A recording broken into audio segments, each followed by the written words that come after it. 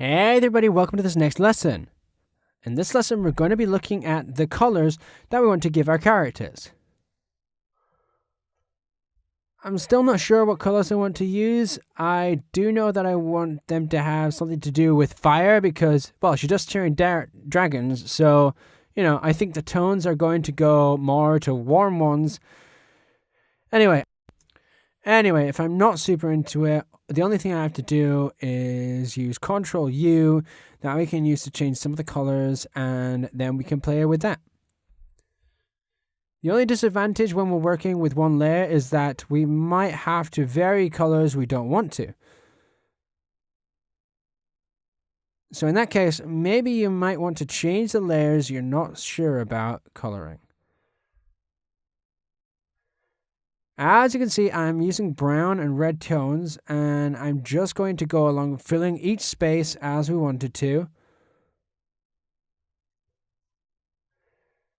I'm going to darken a little more on the outside lines because we couldn't differentiate it well with the background, which makes things difficult. As you can see, I'm placing them separate because I'm not super into the color I'm going to use for now. So I'm going to separate them for now, and I'm going to decide the color later on.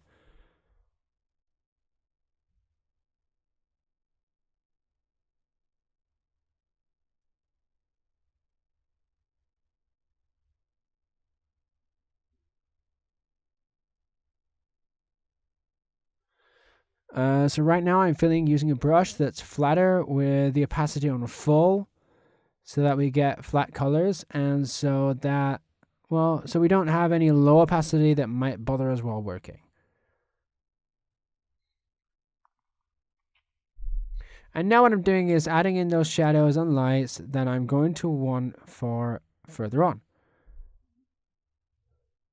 As you can see, what I'm doing right now is using the color bar, and I'm not shading with black. As you can see in this case, I'm trying to find the color I like most. Maybe more of an orange tone for the suit would look better. And now I'm just going to be giving the final tones to the dragons. I want one to be more red, and the other is going to be kind of like a brown-green tone. The next thing I did was block the layer with the lines, and in this layer I'm going to add in a color that's more of a skin color. As you can see, the outside lining of the face is a dark skin color, and this is going to aid me in finishing my drawing. Now I've joined it all together, so we just have to finish it layer by layer, overlaying colors.